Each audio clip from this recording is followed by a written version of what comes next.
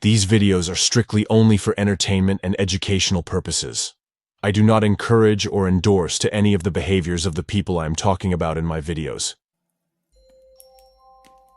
Jasmine Richardson and Jeremy Steinke met at a punk rock show, and before Richardson met Steinke, she was described as a happy and social girl.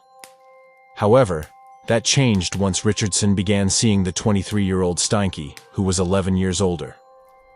Richardson was instantly taken with the goth lifestyle, as she'd become a member on the website vampirefreaks.com, and would wear dark makeup to make herself look much older than she actually was.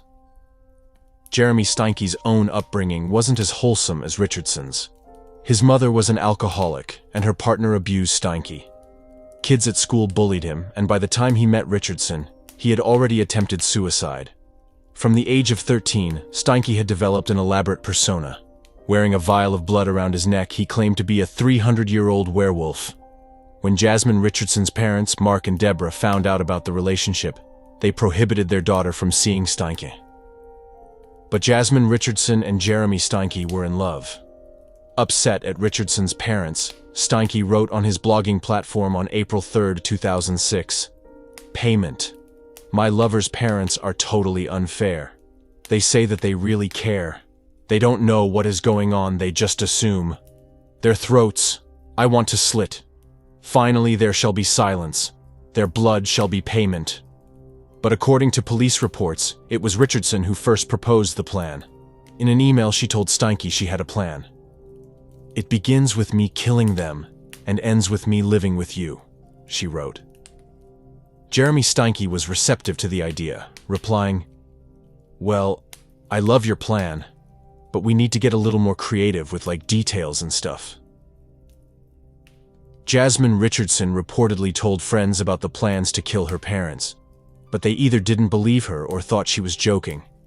The night before the murders, the duo watched Oliver Stone's 1994 film, Natural Born Killers. Then, on April 23, 2006, at her parents' home on a quiet residential street in Medicine Hat, Jasmine Richardson and her boyfriend followed through with their plan. The next day, a neighbor told reporters that a young boy went over to his friend's house, Richardson's little brother, and thought he saw a body through the window. He ran home and told his mother, who then called the police. Inspector Brent Secondiak arrived on the scene and looked into a basement window where he saw at least one person on the ground. He called other officers for backup, thinking they may be able to save someone in the house. But nobody inside was alive. Mark Richardson, Deborah Richardson, and their 8-year-old son had all been brutally murdered, and one family member, the 12-year-old daughter of the dead couple, was missing from the scene. "It wasn't even in the realm of possibility that she was a suspect," said Secondiak. Piecing the events together, the police found that Deborah was killed first, after being stabbed at least a dozen times. Mark fought back with a screwdriver but was stabbed to death as well. Both parents' bodies were found in the basement. Upstairs in his blood-soaked bed, the youngest Richardson had his throat slashed open. Fearing Jasmine Richardson was a victim too, the police released a statement that said they were searching for the Richardsons' daughter regarding a serious family matter and sent out an Amber Alert. But after recovering evidence in her room and locker, investigators realized she was the prime suspect. A trail of digital evidence led to Jasmine Richardson and Jeremy Steinke, mainly consisting of the email exchanges between the two. They were tracked down and arrested in Steinke's truck. It was indicated that he killed Richardson's parents downstairs, while she was upstairs in her brother's room. Witnesses testified that the two had admitted to the murders. One witness recounted Steinke saying that the victims had been gutted like fish.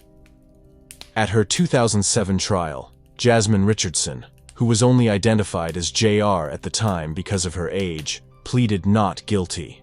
She said she had hypothetical conversations about killing her family, but didn't intend on ever going through with it. But she was found guilty by the jury for 3 counts of first-degree murder and given the maximum sentence for a youth. 6 years in jail followed by 4 years of supervision in the community. She was 13 by the time she was convicted. In 2008, Jeremy Steinke was convicted of 3 counts of first-degree murder as well. As he was 25 at the time of the conviction, he was sentenced to life in prison without parole for 25 years. The couple exchanged letters from jail, promising to marry. None of the letters expressed guilt or remorse. Jasmine Richardson underwent extensive rehabilitation and treatment after she was sentenced. Psychiatric assessments revealed she was diagnosed with conduct disorder and oppositional defiant disorder. In 2016, at just a year younger than her partner in crime was, when they committed the homicides, Richardson was freed from the criminal justice system. Using reports from Richardson's probation officer, Court of Queen's Bench Justice Scott Brooker said, "You've indicated through your conduct, you have a desire to atone for what you did," adding, "Clearly you cannot undo the past. You can only live each day with the knowledge that you can control how you behave." Charged with 3 counts of first-degree murder, Jasmine Richardson was the youngest person convicted on multiple counts of murder in Canada's history. In 2016, she was set free. Thank you for watching this video. Please feel free to share your thoughts in the comments down below.